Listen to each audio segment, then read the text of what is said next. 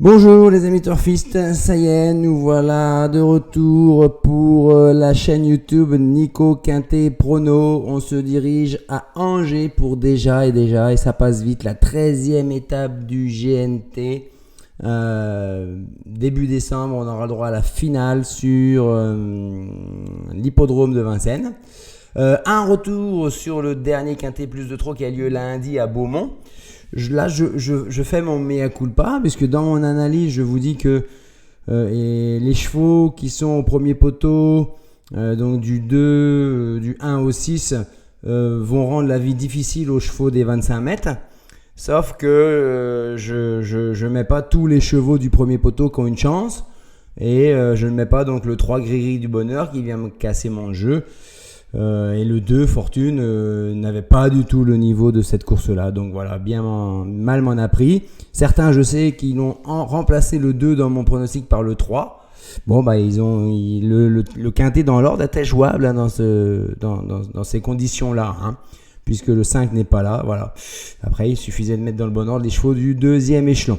Donc tant pis pour nous. Et puis c'est pas souvent quand même, et c'est à signaler que le quintet plus se trouvait dans les 7 premiers favoris de la presse. Voilà, c'est pas souvent. Ensuite, là, on va au GNT. Vous savez que le GNT, c'est 3 poteaux de départ. Vous savez que le GNT, c'est pas de plafond de gain pour ceux qui rentrent 50 mètres. Et là, en l'occurrence, pas de chevaux étrangers, toujours. Et des 5 à 10 ans, avec un recul de 25 mètres à 245 000 euros et de 50 mètres à 439 000 euros.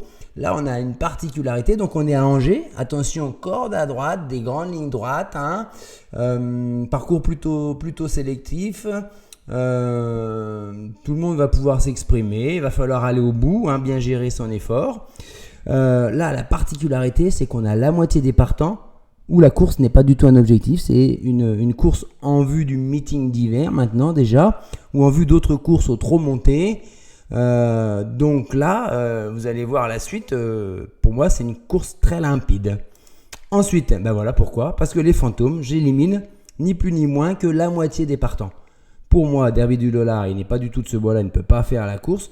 Christian Bijon, il le laisse ferrer, il n'a pas couru depuis 3 mois. Pas un objectif, on attend la suite dans les gros quintets de cet hiver. Finn Collin, pas prête du tout selon Mathieu Abrivard. Ferré. Figaro de l'Arrêt, course au monté. Dimo Docagne, course au monté. Ganet de Banville, c'est le cheval de classe du lot. Il a déjà fini 2e derrière Fast Time Bourbon et étonnant, mais il n'a pas couru depuis 20 mois. Il vient de se requalifier plaisamment. Mais Jean-Michel Bazir se met à son sulky. Ferré aux 50 mètres, il ne va pas lui faire mal. Certes, il ne va pas le retenir non plus. Mais voilà, respectons l'entraîneur et le cheval.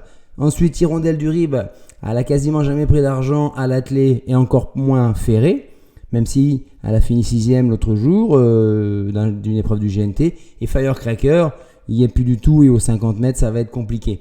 Donc voilà, pour moi, ces 8-là ne seront pas dans le tiercé quarté, voire quinté. Donc, les probabilités d'arrivée du rapport quintet plus désordre dans les épreuves du GNT, on est souvent 2 fois sur 3 à moins de 200 euros dans le désordre.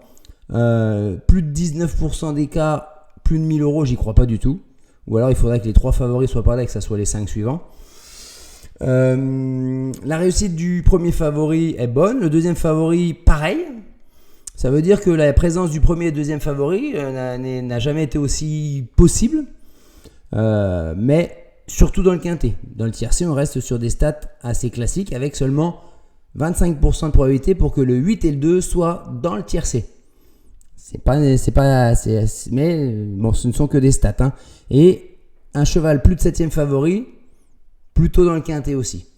Voilà, donc comment j'ai envisagé cette course-là. Donc c'est tout ça pour vous dire que il faut trouver l'ordre, pour moi. Hein. Le quintet n'engageait pas des gros enjeux.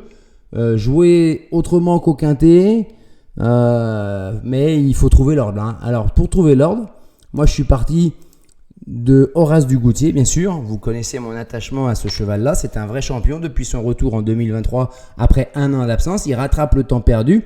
Ses limites sont inconnues. Hugues Montully, son driver, l'estime et le respecte énormément. Le seul bémol qu'on a avec Horace du Goutier, c'est que cette fois-ci maintenant, il commence à engranger des gains, il est aux 25 mètres. Mais c'est la Volt et les premiers hectomètres de course, corde à droite, où il est plus lent à se mettre en route que corde à gauche. Mais pour moi, il ne sortira pas des 3 premiers.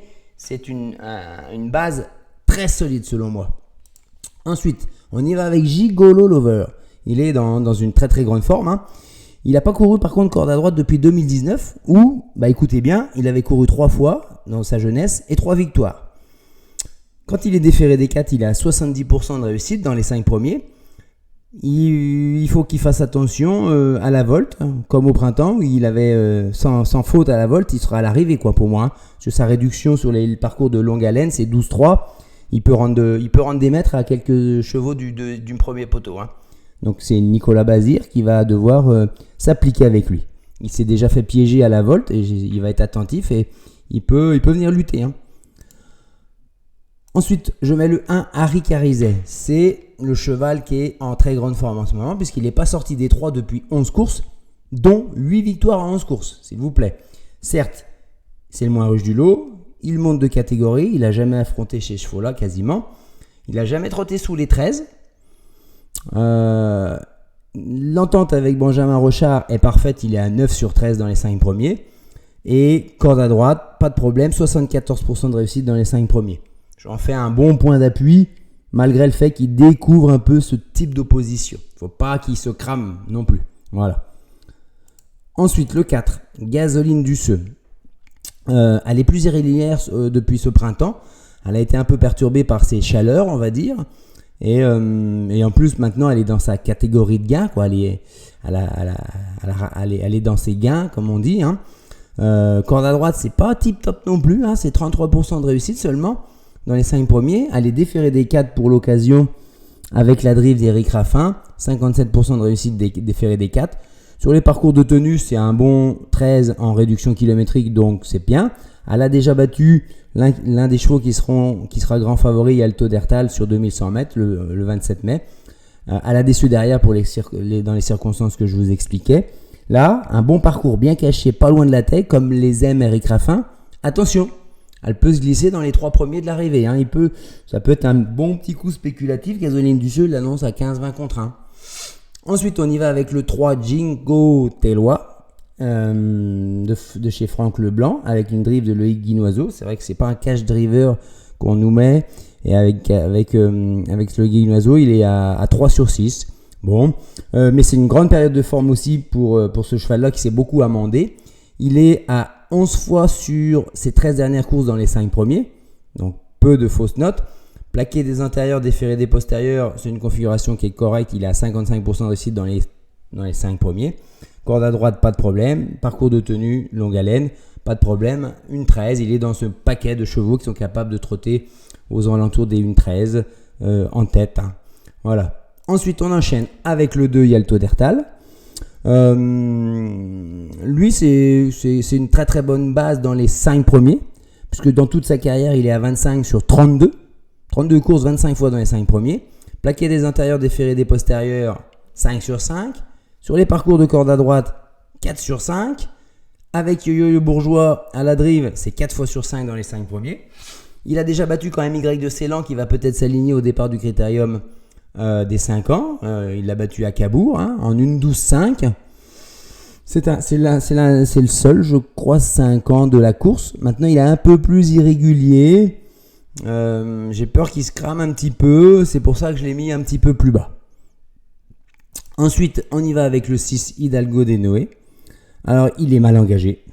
C'est le moins riche des deuxièmes poteaux. Il rend 25 mètres à des chevaux qui ont seulement 80 000 euros de moins de gains que lui. Il reste ferré. Mais ferré, c'est quand même 51% de réussite. C'est pas trop mal. Mais sur ces 6 dernières courses ferrées, il a pas été dans les 3 premiers. Donc, il faut remonter quand même à 2022 pour trouver des références ferrées. À janvier 2022 même. Il n'a jamais couru mieux que 13-8 ferrés. Au lieu de 12, par exemple, au GNT en juin à Laval. Hein. Donc, il va falloir qu'il se dépouille ferré pour se glisser dans la combinaison gagnante du quintet. Hein. C'est pour ça que je l'ai mis en bout de piste, moi. Et enfin, le 5, Éveil de Lupin. On ne peut pas le retirer. Hein. C'est à 9 ans, certes. La corde à droite et le déferrage des 4, c'est pas dérangeant. Il a déjà trotté moins de 13 sur les parcours de tenue. Dernièrement, il a été battu par Fakir Mérité, qui est très très très bon, qui est une bonne référence. Devant Frenchman, qui vient de répéter ce lundi à Beaumont-Lomagne, donc c'est des lignes qui parlent. Attention, il est peut-être un peu fautif quand même. Hein. Par exemple, il est sur 3 disqualifications sur ses 5 dernières courses.